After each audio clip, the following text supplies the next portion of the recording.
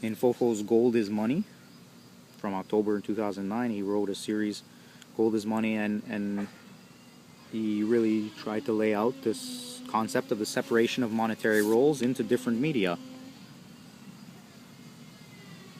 not fixed at parity to each other. One of them is for earning and spending, the other is for saving, right? We get that, I think. Don't we? We get that. Don't you? Don't we? Anyhow, we're going to have some diagrams coming up, so it's going to be interesting. FOA, just a quick quote from FOA, because this really helps us understand some things. Owning wealth aside from official money units is nothing new. Building up one's storehouse of a wealth of things is the way societies have advanced their kind from the beginning. What is new is that this is the first time we have used a non-wealth fiat for so long without destroying it through price inflation.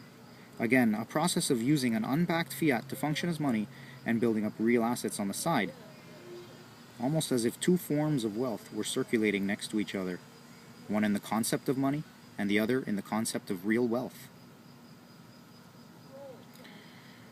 This trend is intact today, and I doubt mankind will ever pull back from fiat use again. Fiat used solely in the function of a money concept that I will explain in a moment.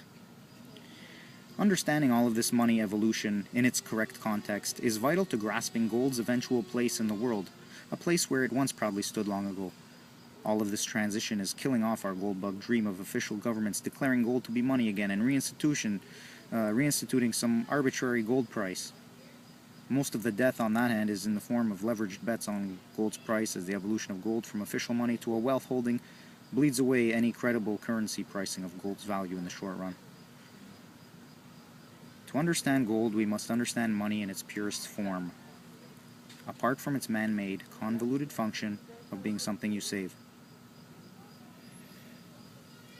So here is the modern monetary triangle.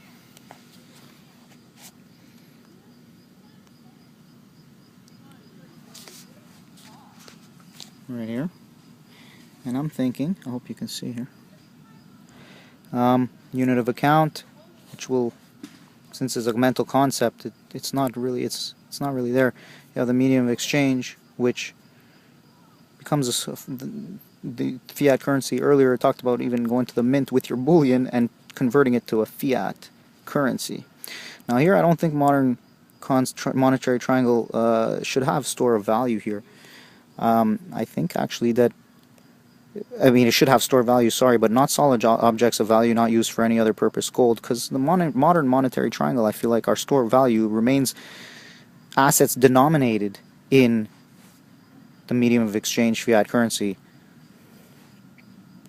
So, as you can see, maybe I'm still sweating all over this. Anyway, so that's the modern monetary triangle.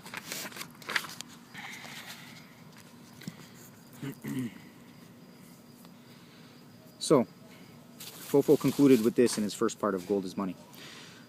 The human concept of money is changing whether we like it or not. It is being torn apart. Gold, as a wealth reserve and wealth asset, will exist and trade parallel to the world of fiat, the world of credit and debt. Producers and savers will finally have the option to switch tracks, so to speak, to get on a parallel track that avoids the inevitable collision with the debt-hungry collective their savings have always faced.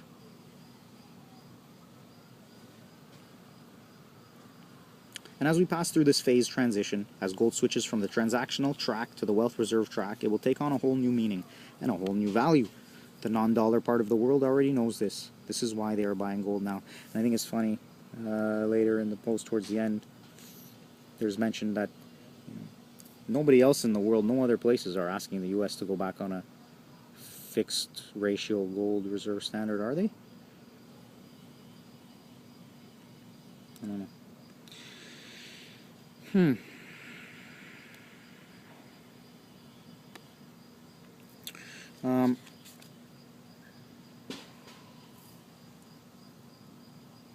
When the dollar became a mere concept in 1971, so did all fiat currencies in the world.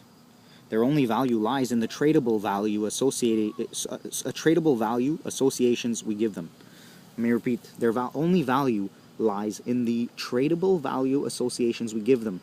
based on what can be purchased in the parallel universe of real things, aka the physical plane.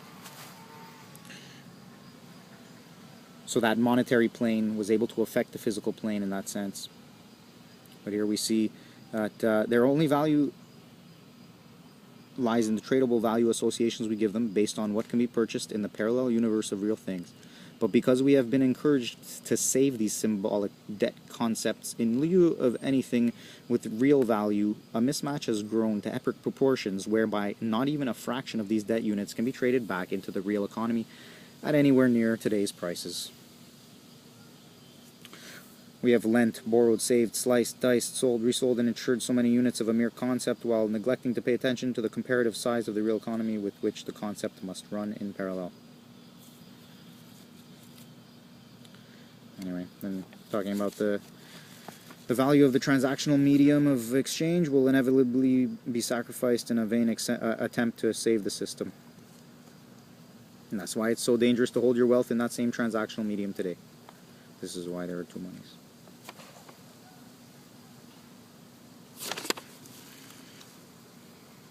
This is the very beginning of starting to understand the concept of two monies, not tied or fixed to each other by value, but floating against each other in value.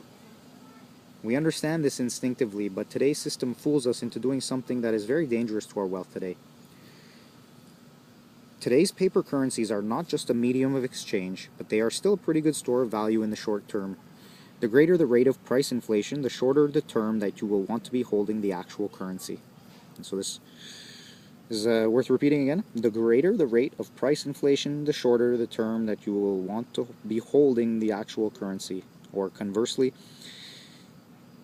the less the rate of price inflation, the longer the term that you might want to be holding the actual currency. Wealth assets, on the other hand, are the store of value for the long term. This differentiation is understood by almost everyone today, and it is so close to the concept of free gold that it will not be a giant leap for mankind to get there. The only difference is that right now most of the public has come to believe that wealth is simply paper ownership of wealth-producing industries and paper claims on real assets that can never be recovered at today's values. This is true for most all items, not just gold. And as we hold these paper documents for the long term, understanding them to be better than holding the actual currency because they provide a yield, the recoverability of the underlying real asset is being constantly eroded away. In other words, we're unknowingly losing principal at the same time as we think we are gaining yield. But this, of course, is just a repetition of what you guys all know already. It's been being talked about for such a long time now. I think this next part is very important, though. Our ancient instincts have not gone away. We have not advanced as much as we think. Our use of the pure concept of money has not changed since the days when we engaged in direct barter trade. Let me repeat. Our use of the pure concept of money has not changed since the days when we engaged in direct barter trade. We still want to accumulate wealth items alongside and separate from our transactional pure concept of money, which is really just a number in our mind or marked down on paper. We know that this number is not something to be saved, except perhaps for as long as it takes to arrive at the next transaction.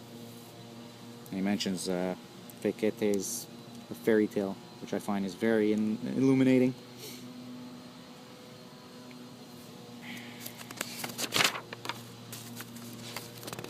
Background noise.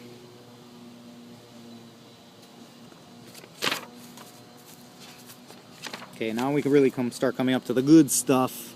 So we're going to end this crappy portion a little early on the side of the number 10, denominated in minutes, you guys. Okay, there you have it.